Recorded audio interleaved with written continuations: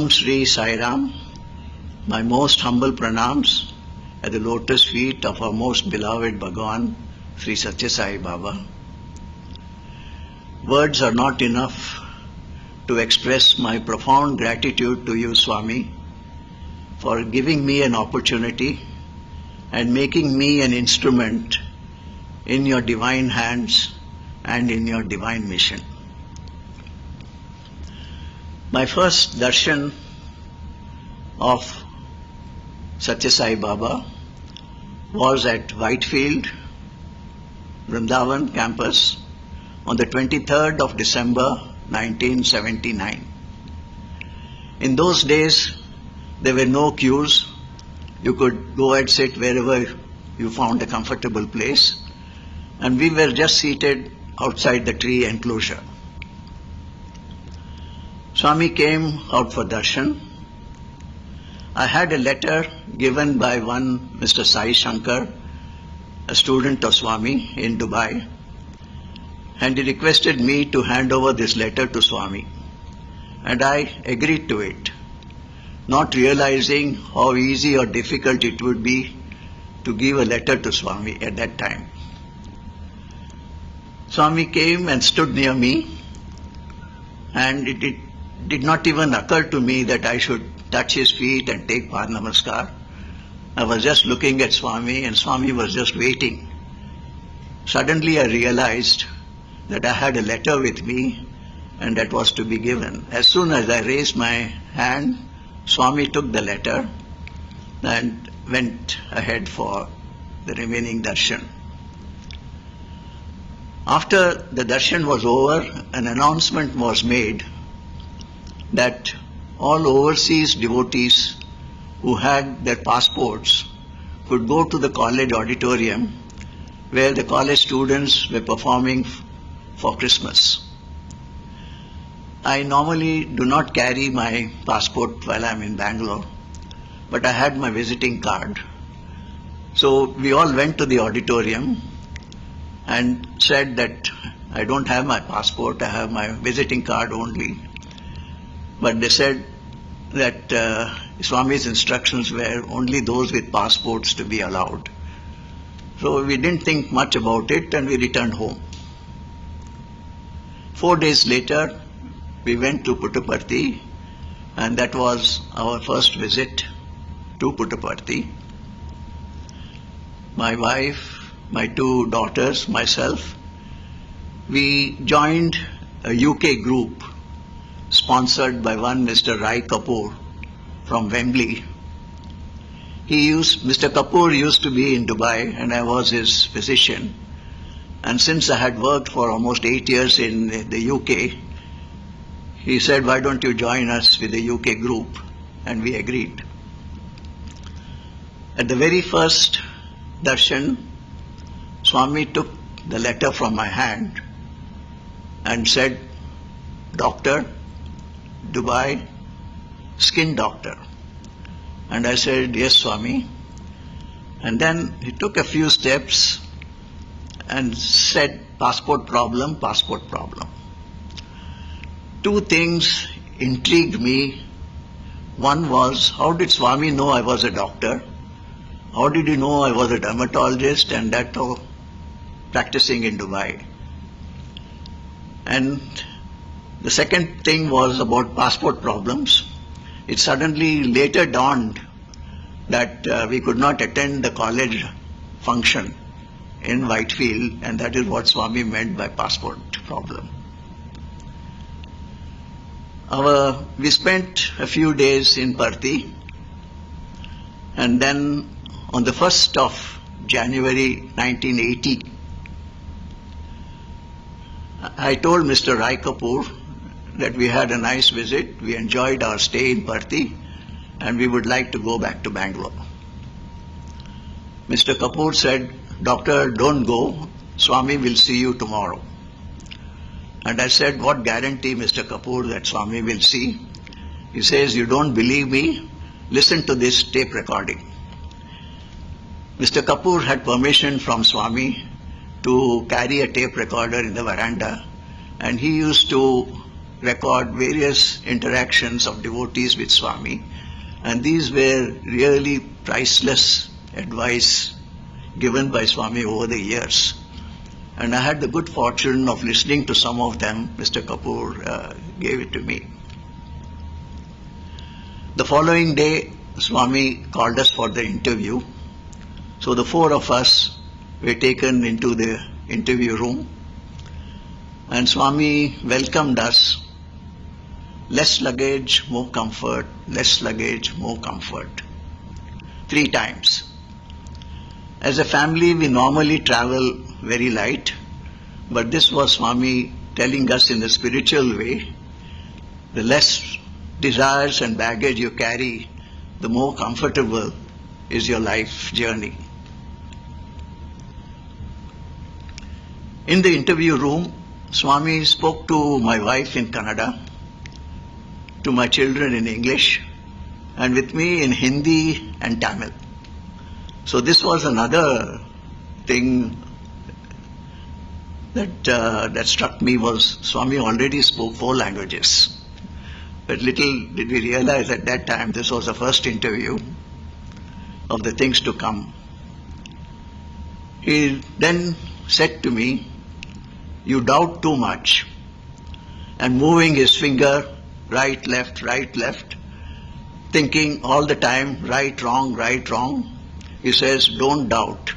What you are doing is right, and the answer must come from the heart."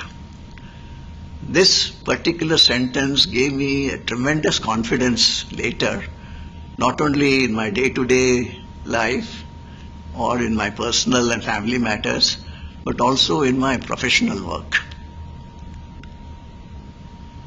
During our stay, which lasted for a week there, I saw few miracles that defied medical science. One, Swami was showing glimpses of his omniscience. Second, what I saw was beyond medicine. The first miracle I saw was a young girl who had not walked with the UK group. She went into the interview room on a wheelchair and came out walking. The second was, I had met Dr. Gadia. Dr. Gadia and his family were in Africa, and they had met Swami during his visit there. And Swami had told them, "You should leave Africa and settle elsewhere." At that time, when Swami said everything was fine, his uncle did not go, but the Gadia family relocated to London. There, their first child was born with a hole in the heart and with some medical issues, and was advised to undergo surgery. So being devotees of Swami, they came to Puttaparthi. Swami called them for an interview, and Swami just rubbed the child's chest with his hands and said, "No operation. Come back in 6 months, no operation." When they went back to the UK, the cardiologists were surprised.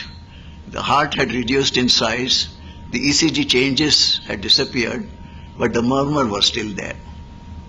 6 months later, I had the good fortune of meeting Dr. Gadia again. We just met by chance.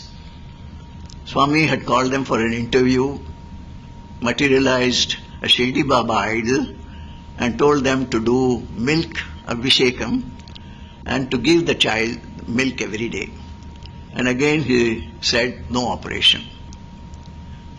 Few years passed, the child grew up normally, and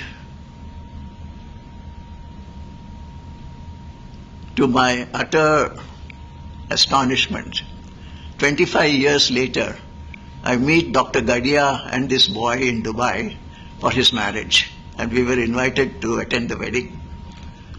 So I had the good fortune of seeing this boy at various stages in his life. I told Dr. Gadia that we had a Swami robe and a cutout. So he said, "Doctor, please bring it to the reception." And in the 5-star Sheraton Hotel, we had placed Swami's cutout on the chair, welcoming all the guests for the function. Later, when Dr. Gadia and family went back to Parthi, Swami confirmed that he attended the reception. So, after seeing these miracles, the thought that ran through my mind was, Swami was just not an ordinary human being. Swami was with supernatural powers. But the question was, is he really God? Now, in the years to come, in the few interviews that followed, and with various interactions with Swami, there was no doubt in my mind and in my family that Swami is God. What are the attributes of divinity? We say it is omnipresence, omnipotence, omniscience, transcending time and space, ageless, and pervading everything in this universe, both living and non-living, seen and unseen. I would like to quote my personal experience on this. In the early 80s, I had some ear problem and went to see an ENT specialist who advised syringing of the ear. After syringing, my problem got worse. And I was just thinking to myself, should I have some medication or injection or acupuncture or any other line of treatment? In my daily prayers, I prayed silently to Swami, seeking his guidance, whether I should have any of these modalities of treatment. I had not discussed this with my wife, I had not discussed with my doctor. And every devotee has his own experience of Swami, his various miracles, in their own unique way. Our object of worship will be either an idol, or a photo, or a flame, or in silent meditation. It may be either a verbal prayer, or in silence, as in meditation, or it may be a whisper. If this person or this object of worship to whom you have prayed tells you exactly what you have prayed, then to me that person or that photo has to be divine. So when I had this ear problem and we went to Parthi, after we were all seated in the interview room along with the other groups, Swami looked at me and said, ear problem? I said, yes, Swami. And he said, no medication, no injection, no acupuncture, in the same sequence. And he said, I will give you something. And he, by a wave of his hand, he materialized a silver bracelet and tied it on my wrist with these three words, happy life, healthy life, long life. And he said, no medication. That was Swami showing not only his omniscience, his omnipresence, and to me, a silent prayer was heard, so there was no question of Swami being God. Another example, every evening after my clinic was over in Dubai, we used to go for a daily walk. And in the far distance, there was the Etisalat communication tower with a huge black disc. And when the lights used to come on in the evening, that orange glow from a distance used to be just like Swami giving darshan. So my wife and I used to discuss, we used to read Swami's books, discuss about Swami. and day-to-day things during the walk. In a subsequent visit to Puttaparthi, I was seated next to an Italian devotee in the veranda. Swami had given me permission to sit in the veranda those days in the early 80s. Swami came, stood near the Italian and said, "Going for a walk?" And he said, "No, Swami, I only go jogging." "Hey, going for walk with wife?" He said, "No, Swami, I'm single, I'm not married." Talking about Swami, I was seated next. I knew it was all meant for me. This was Swami in Puttaparthi. We were in Dubai, and Swami was repeating exactly what we talked about it. So, another example of his omnipresence and omniscience. The date 20th of January 1990 will ever remain in my memory. This was our silver wedding anniversary, and we had one of the longest interviews with Swami. It lasted 2.5 hours. We were called in at 6:50 in the morning. The bhajan started at 9, and we were still in the interview room till 9:20.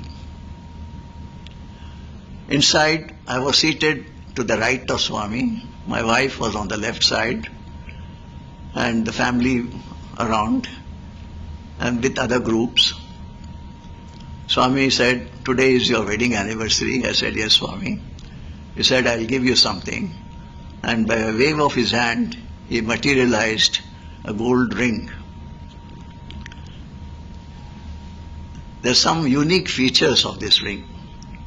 As Swami was holding the ring in his hand, he asked me, "What do you see?" I could see the face of Shirdi Sai Baba and some outline forming. There were no colors at that time. Swami passed the ring to a boy, to a school, to a student next to me. He said, "Swami, I see Krishna." Swami took the ring back, held it in his hand, and I could see with my own eyes the entire form coming with all the colors in it. And Swami said, "This is Mahavishnu. In the heart of Vishnu is Shirdi Sai Baba. In the heart of Shirdi Sai is Satya Sai. And in the heart of Satya Sai, Prema Sai is also there." All his 3 incarnations inside Mahavishnu.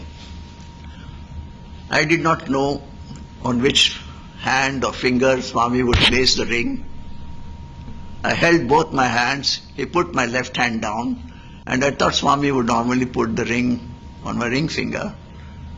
But to my surprise, Swami slid it, massaging my index finger, and kept it facing outside.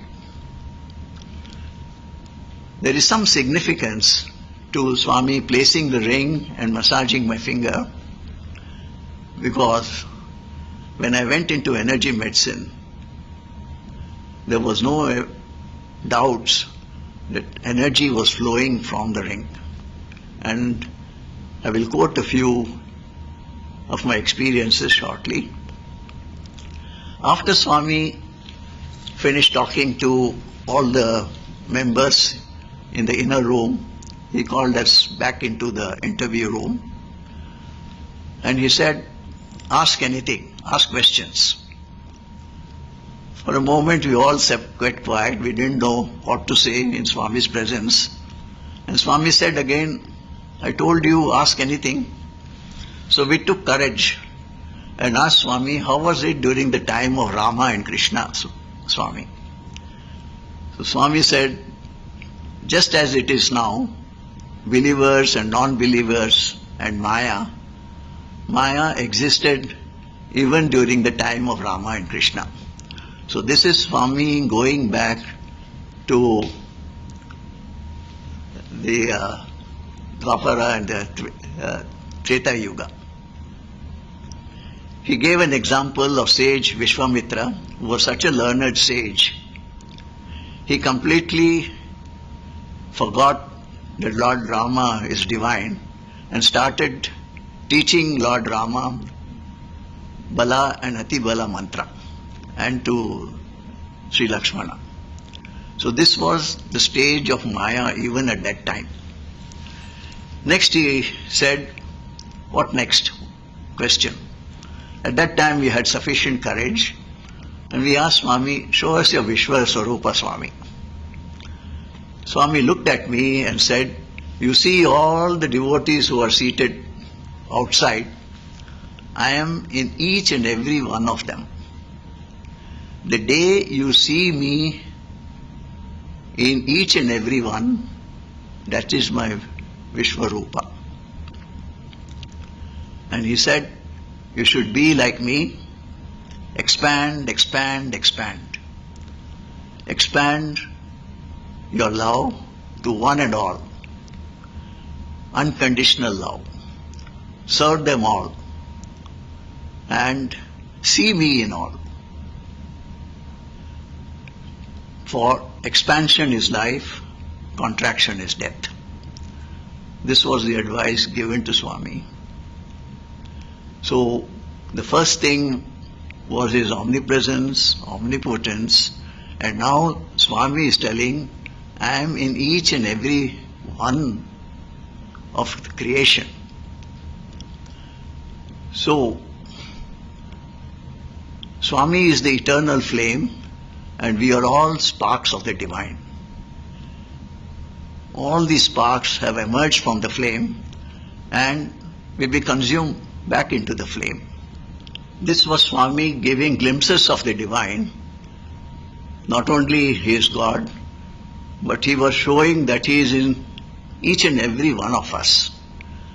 I then realized about Swami's discourses. Swami always used to start with addressing the devotees as Atma Swarupas and Prema Swarupas.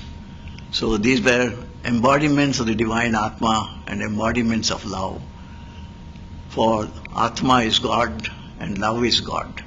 So this was Swami showing us in the interview room glimpses of divinity. Then Swami asked me how is work. I told Swami there are some administrative problems.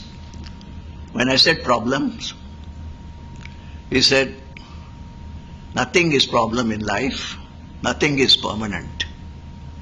All problems are like passing clouds. The wind brings the cloud, it becomes dark for some time, and the same wind will blow the clouds away and it will become bright again. So there is nothing like permanent joy or permanent sorrow. Everything is temporary. Don't worry about the past. Past is past. You don't know about the future. Be always happy, be happy. Swami always used to tell me, be happy, and be happy. The present is your gift, particularly when you are present with the omnipresent. This was a wonderful thing from Swami. And he also said, do not make any difference between your work and my work. Treat all work as God's work. I want quality, I don't want quantity. And he said, 1 teaspoon of cow's milk is better than a ton of donkey's milk. So I want quality in all that you do. And when you do your work, thinking about me with Namasmarana, then work becomes worship. And once you attain that stage, you will then get the wisdom of divinity. So these were Swami's words on problems. And when it came to work, he said, there is no need for you all to come and do seva here. You can serve wherever you are. Swami is everywhere. And to the ladies, he said, you can spiritualize even your day-to-day work. Don't feel bad that you cannot come out and serve. taking care of the family, taking care of the elderly, running the house, this itself is seva. So whatever you do with so unconditional love and selfless service, he says, are the two tools needed to eliminate the ego. And once the ego gets eliminated, you are on the path of self-realization and liberation in this life itself. So treat every work as God's work. See me in all, love all, and that is the love we will show for God. I would also like to share some gems of wisdom that Swami gave us during the interview. He said, if anybody asks you, who are you? Your reply should be, I am a man, I am not an animal. If you only say I am a man, he said it is half truth, because the animal qualities are lust, anger, greed, attachment, pride, envy, ego. Only a human being devoid of all these can be called a true human being. And he said, the lowest among the birds is the crow, the lowest among the animals is the donkey, and the lowest among human beings is the one who criticizes. So do not criticize anyone, do not talk ill of anybody, especially in their absence, because you will be at the lowest rung of the human, so-called human being. In 1992, we had the good fortune of taking the Bal Vikas children, and we were almost 60 of us in that group, and Swami gave us an interview inside the mandir.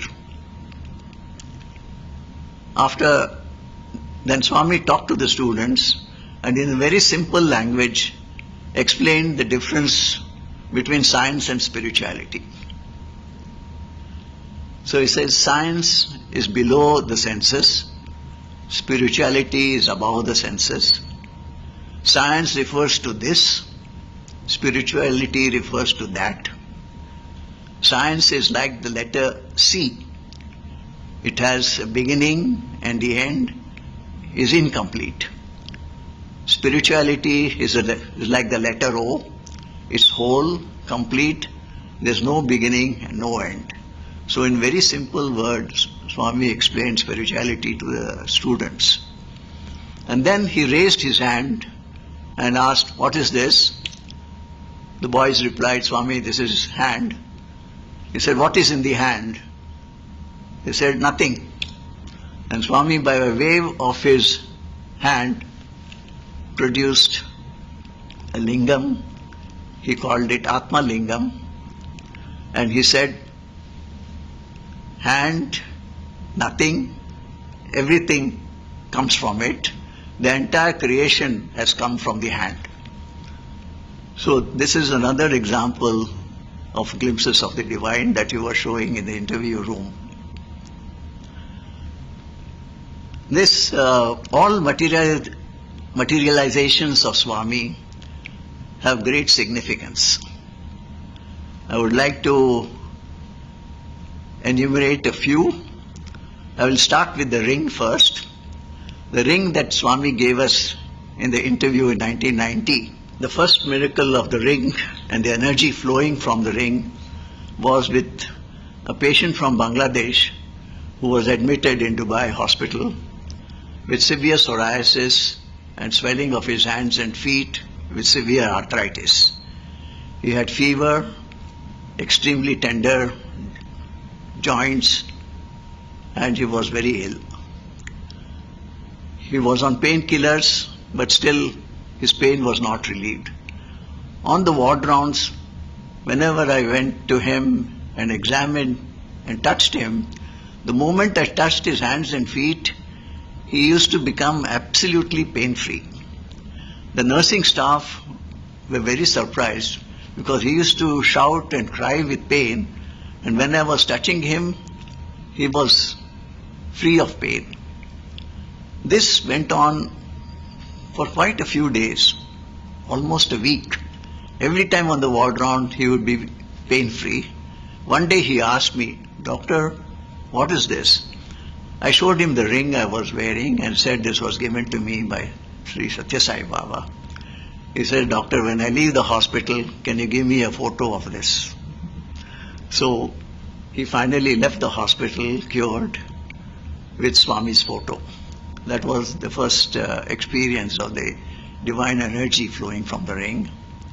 The second, a Syrian doctor, a junior colleague of mine, had an injury to his back and he came down with acute sciatica and a huge prolapsed intervertebral disc.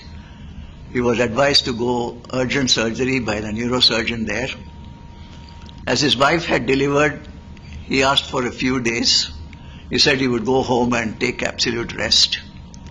And then in the evening I went to see him and he showed me where it was hurting. So I told, "You lie down."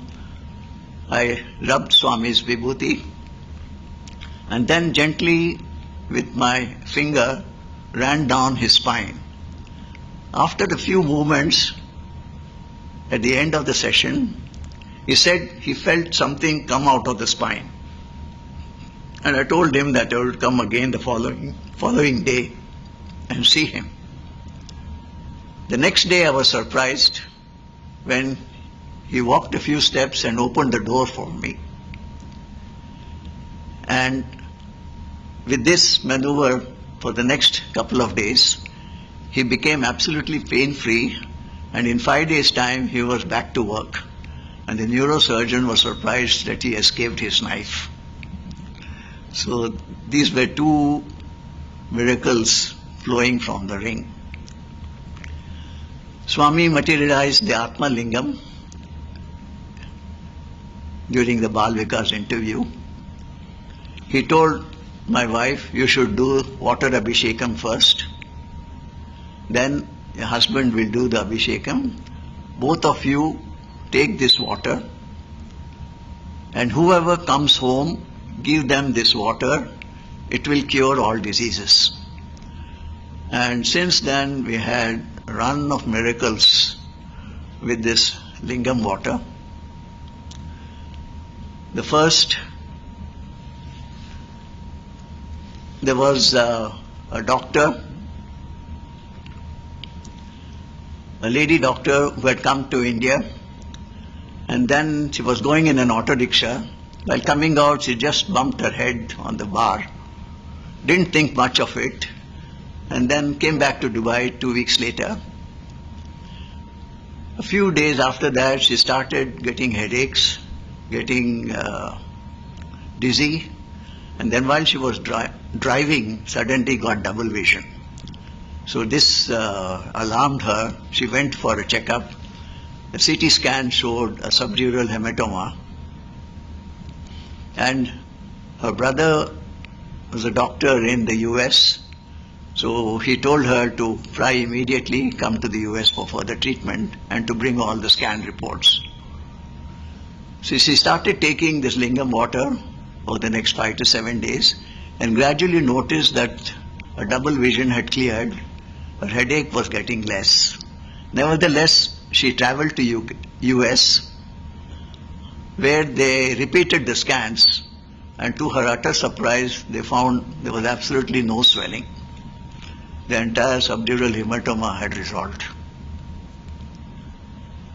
The next, there was a Sri Lankan IT staff working in our hospital. He was relocating to Canada, and before traveling, he had come home.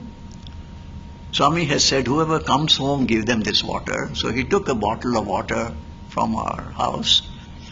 I thought he had probably taken it to Canada, but 3 months later, he wrote a letter to me saying that he sent this bottle of water to his friend in Colombo, whose child was suffering from a severe blood disorder, leukemia. And after taking that bottle of water, when they went for further test, there was no signs of any abnormality. There was another 10-year-old boy who had a lot of ear problem. He was advised to undergo surgery. They decided to go to Chennai. So they had come home. I gave them the lingam water and said, put a few drops into your ear before you travel. I said, don't worry, nothing will happen to your ear, you just put the water in. So they did that. When they went and saw the ENT surgeon in Chennai, there was no need for surgery. So these are examples of the miraculous cures of things that Swami materializes. His energy is omnipresent. In the mid-90s, along with my allopathic practice, I also started energy healing practice. And on a Good Friday, April 1999, Swami gave me a unique experience of seeing not only his aura, but his entire cosmic energy. Normally, it is not possible to see energy by the naked eye. You all know the seating arrangement in Sai Ramesh Hall. The ladies on one side, gents are all seated in various squares. As soon as Swami came from his abode into the Sai Ramesh Hall, I saw a huge white energy, not only around him, extending to the entire hall, both to his right and left. It extended to the areas where he did not even go. And as he entered on the ladies' side, a devotee got up to hand over a letter. Swami bent down to receive the letter, and I could see the energy go from Swami's hand straight into the devotee. And Swami then went along. As he walked, I could see the entire white energy going around him. After some time, it stopped. It was such a blissful experience. I prayed to Swami, Swami, please show this energy form again. And he gave me 50% of that form which I had earlier seen. I then later realized what Swami meant by his gift of darshan. Swami used to say, do not underestimate my gift of darshan.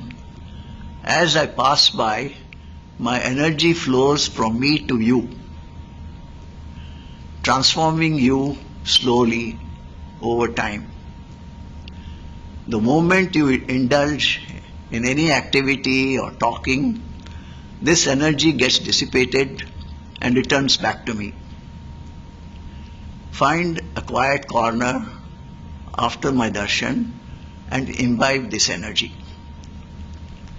After this wonderful experience, it later dawned that it really did not matter whether Swami came near you or not, whether you were seated in the first row or the last row, whether you were inside the auditorium or outside.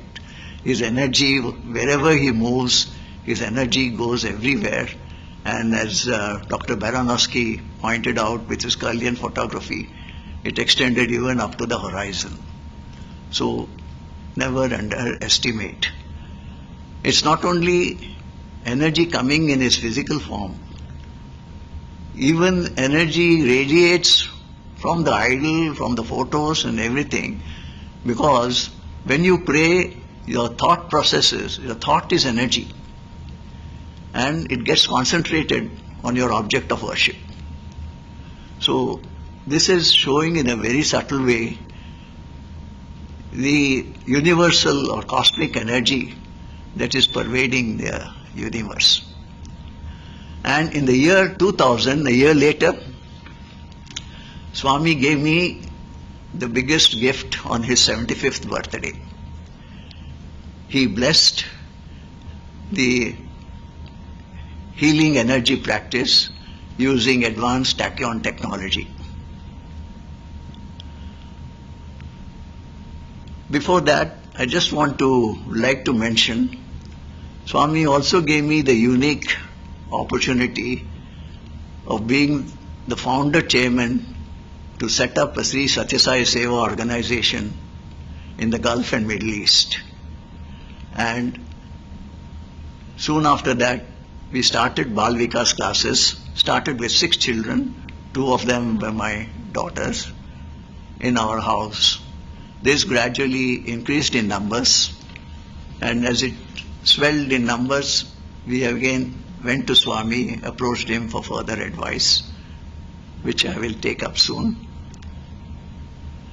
And I was also the medical coordinator, and we used to come in groups from the Middle East and join the US group during all festivals in Puttaparthi.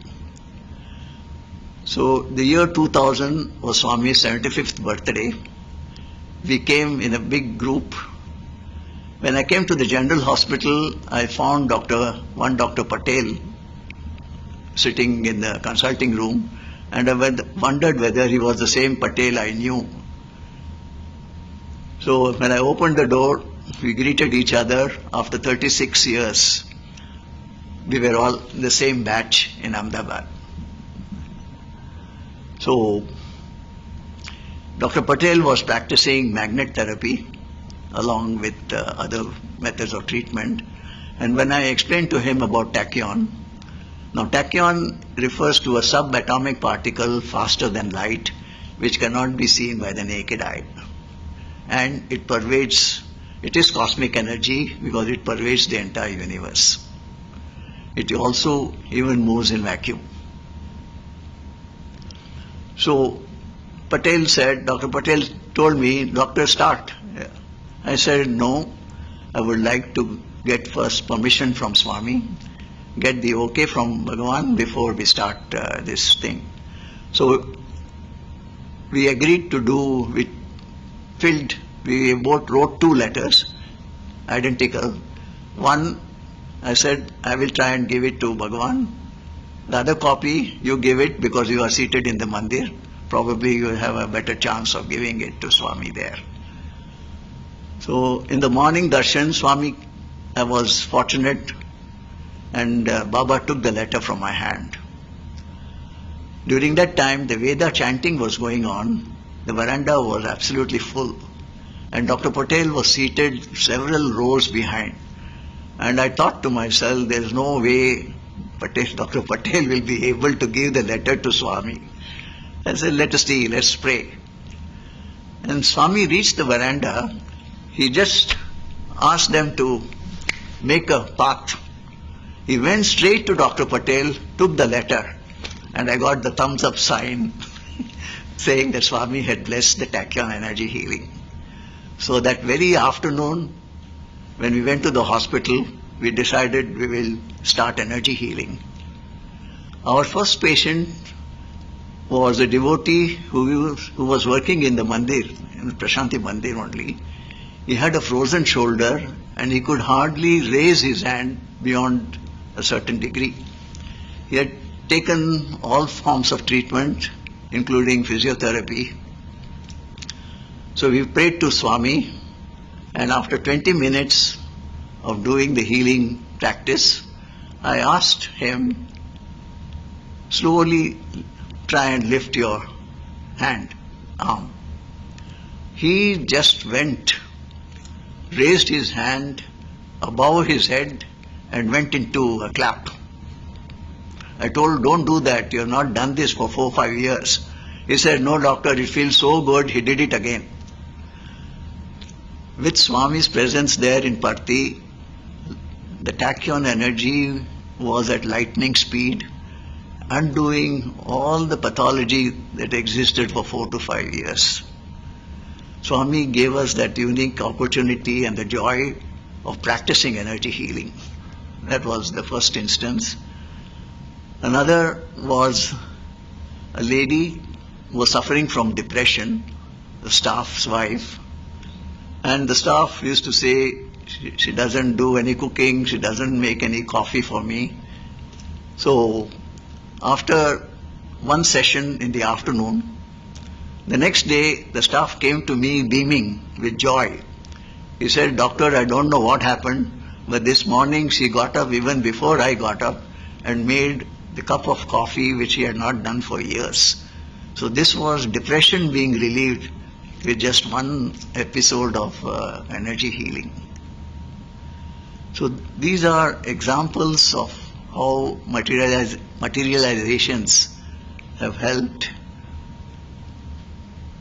We had several patients with joint problems, with medical issues, even skin issues which don't respond to the first line of treatment. I combine it with tachyon energy and I find Swami's energy going everywhere.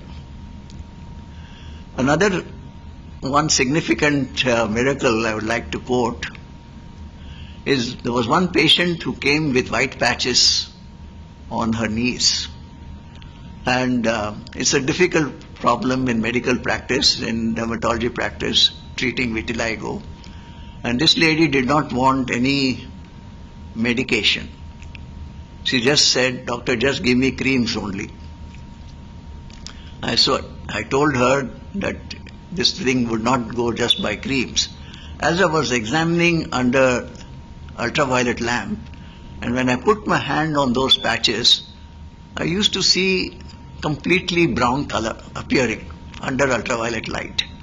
I thought I was imagining at first, but when I repeated this 3-4 times, the same thing happened. I was convinced that this patient would recover even without anything. I just gave her some cream to apply, and on follow-up, after 3 months, I was not surprised this time. I knew Swami's energy would work. The patches had cleared completely. So this was the combined effect of energy healing along with the ring energy.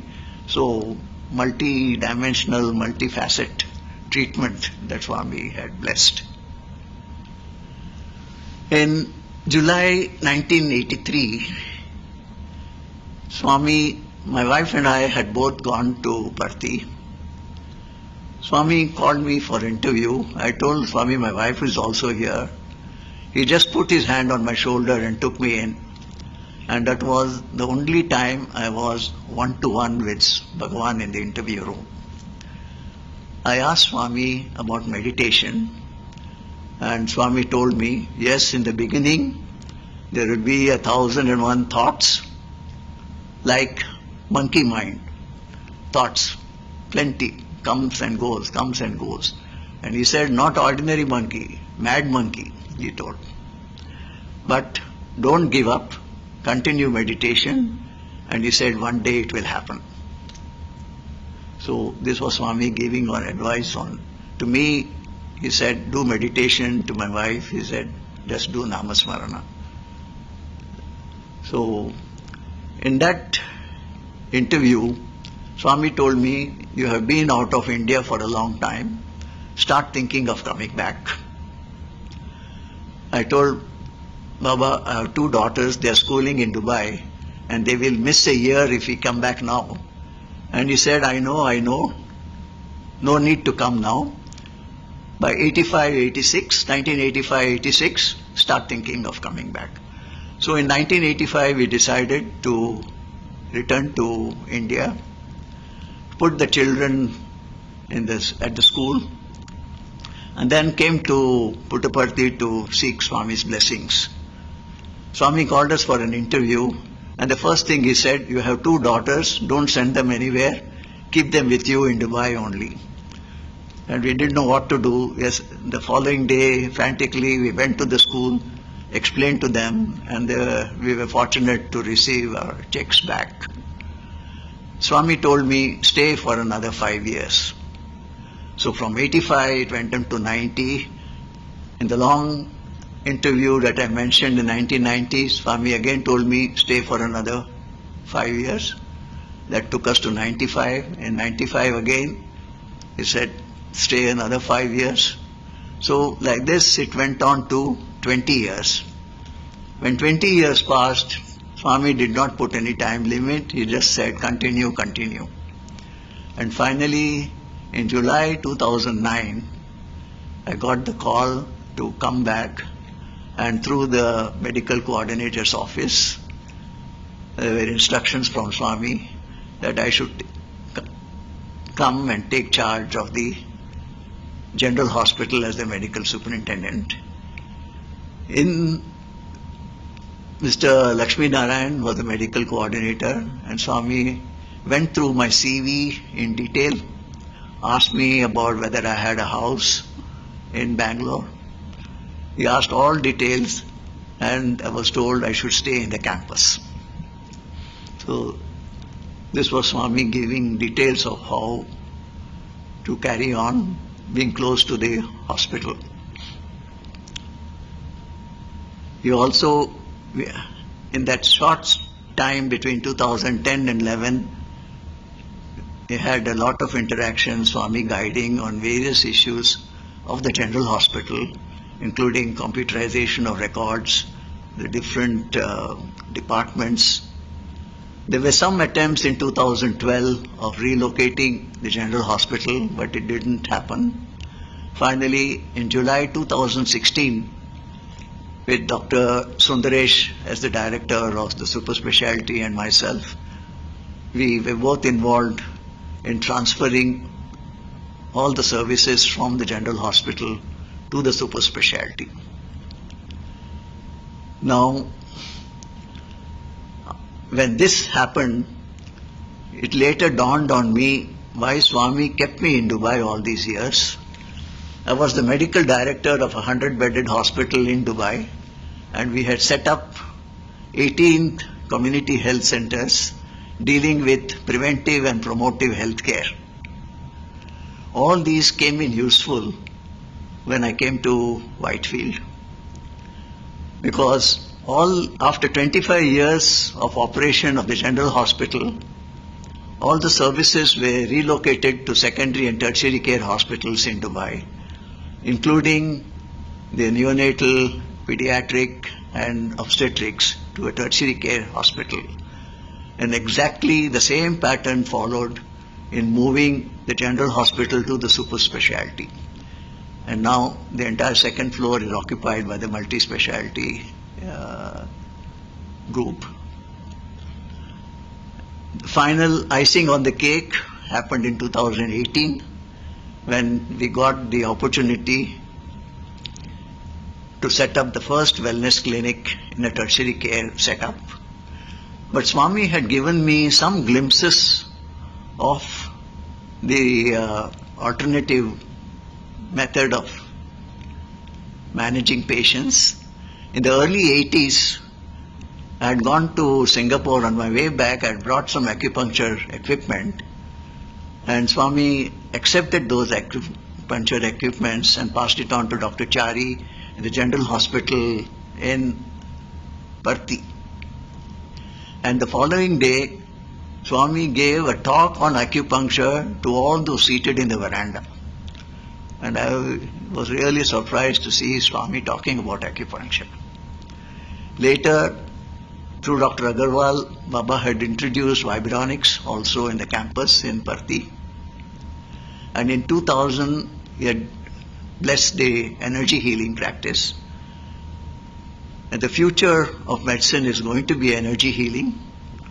So there were glimpses of the other therapies that were to come. And all these happened under one roof in the super specialty in 2018. I used to ask Swami several times, Swami, give me a chance to work in the hospital. Swami used to smile, give me a pat on my cheek. And this went on for at least 5 or 6 occasions. And a very close devotee, Mr. Umapati Rao, used to tell me, Swami loves you very much, you get a lot of pats on the cheek. I didn't realize what all this meant. And whenever I passed the super specialty hospital on my way back to Dubai from Bangalore, the thought used to go through my mind how nice it would be to work here. But then the immediate thought would be, I'm neither a cardiologist nor a neurosurgeon. There's no chance of me working in this institution. But all this with Swami's long-term plans of bringing me first to the general hospital and shifting the general hospital itself to the super specialty brought me here almost on a permanent basis, both as a consultant dermatologist as well as a wellness consultant. We cannot see the future, but Swami has all planned it out. And in time to come, Swami had once said that the golden jubilee of the general hospital also will happen. We are still not very far off. It's only less than 6 years. 2026 will be the golden jubilee. There, one more thing. Dr. Vikram Prabhu in one of the interviews mentioned that Swami introduced him as my doctor to the group of devotees in the interview room. I would like to share a similar thing.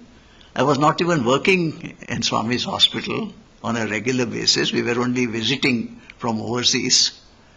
One of the boys attending on Swami in the Yajur Mandir had some skin and nail problems and he wanted to see a doctor. I came to know, Swami told, wait, in a week's time my doctor will be coming, he will see you.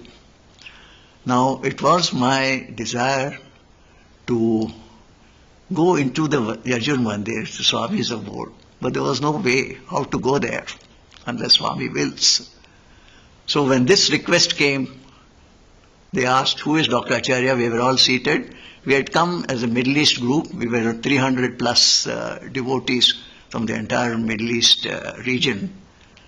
So I got up and then when I was taken to the Yajur Mandir, I saw the boy, gave the treatment. The following day, the secretary, Mr. Chakravarti, asked me, why are you sitting outside? Come inside. He took me inside the mandir. And I could hear Swami clearing his throat, giving me an indication, I know. So Swami fulfills all our sattvic and dharmic desires. The only thing is, as he has always said, love, love, love. Love is God. God is love. There is no end to his miracles. Only his physical form is not there, but his energetic form will be with us forever. In any universe. Samasta Loka Sukhino Bhavantu explains the whole thing. I would like to end by thanking the director, Dr. Shekhar Rao, Mr. Praveen, the entire Manohridaya staff for giving me an opportunity of sharing Swami's miracles, Swami's messages, and Swami's teachings, which spanned over 3 decades. Om Sri Sai Ram.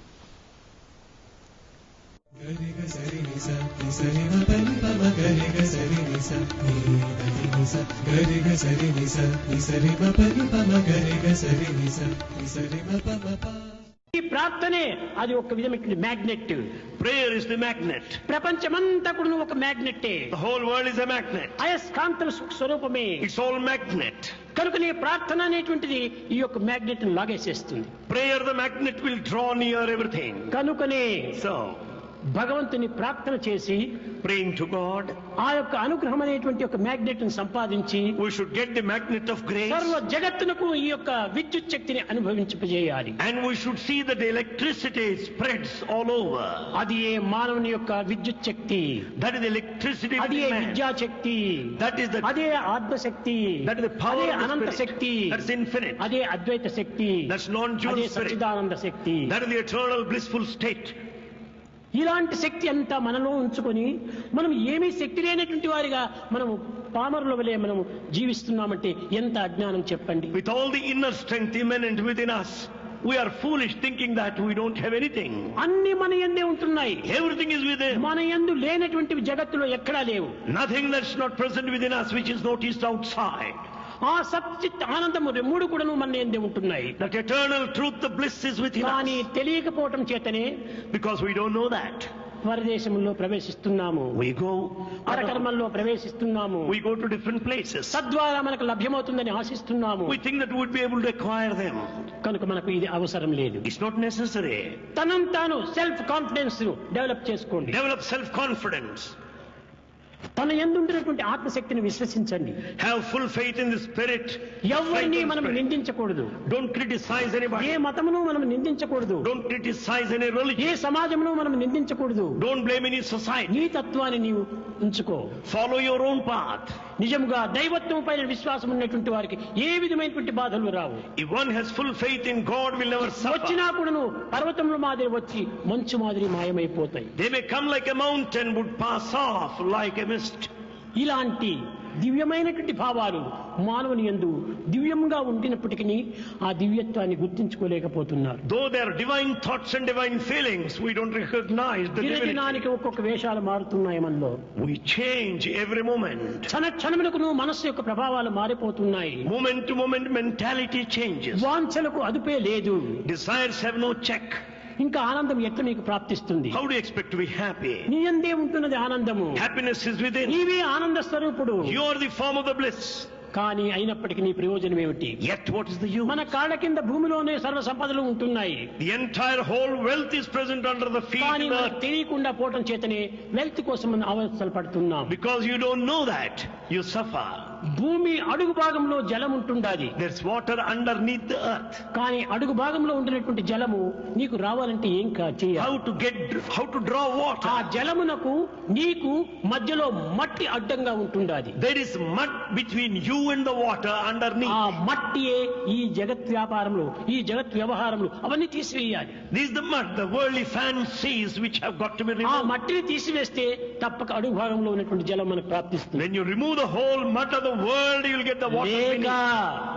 Otherwise, దాని లోపల borewell ఒకటి వేసిందంటే when once you install అది borewell చక్కగా there, కొట్టి కొట్టి కొట్టి జలమున్న స్థానానికి వెళ్లి అడుగునున్నటువంటి జలమును పైకి తిప్పిస్తుంది. it will go dive deep and draw water out of the bottom. అది ఏ నామస్మరణ. That is singing of the నీ name of నాలుక God. పైన నామం అనేటువంటి బోరువెల్లి వేస్తే హృదయంలో ఉన్నటువంటి ఆనందము నీకు పైకి ఊపికిపోతుంది. Therefore, if you install the borewell of God's name, you can draw water out of your heart. కనుక నీ నామమును నాలుక పైన నాట్యం ఆడించాలి. Let the name of the Lord sing on A your పని tongue. చేస్తున్నప్పటికీ దీనికి దైవ భావంతో నీవు పని చేయాలి. You may do anything, have divinity work within. Will be transform into worship. Then work will be transformed into worship. ఏ పని చేసినా ఇది దైవ పనిగా భావించుకోవాలి. You may do anything, take it as a divine activity. ఈనాడు మనము హృదయాన్ని తెరిపించాలి. We should open our hearts today. నోరును మూయించాలి. We should shut our mouth. మనస భజరే గురు చరణం దుస్తర భ్రమ సాగర తరణం.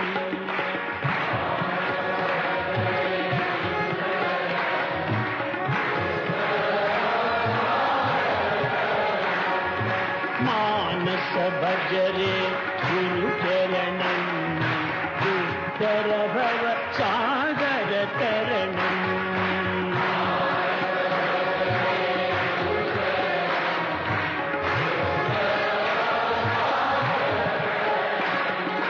మానస భజరే గురు చరణం దుస్తర భవ సాగర తరణం.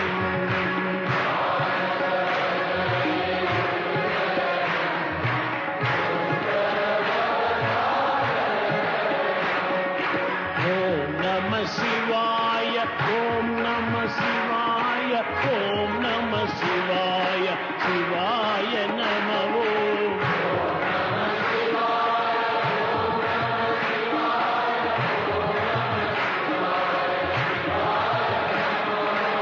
అరుణాచల శివ, అరుణాచల శివ, అరుణాచల శివ, అరుణ శివో.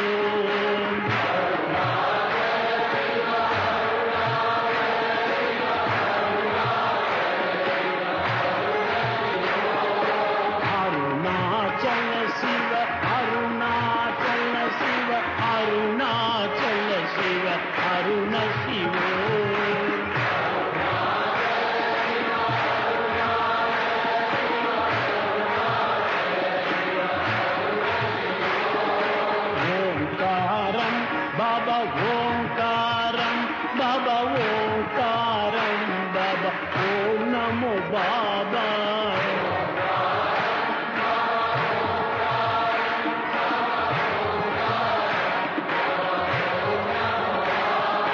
మానస భజనే గురు చరణం దుష్కర భవ సాగర తరణం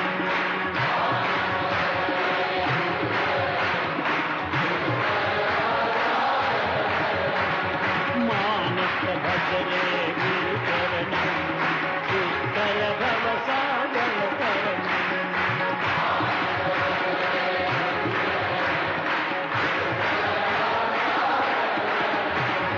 गुरु महाराज गुरु जय जय साईनाथ सद्गुरु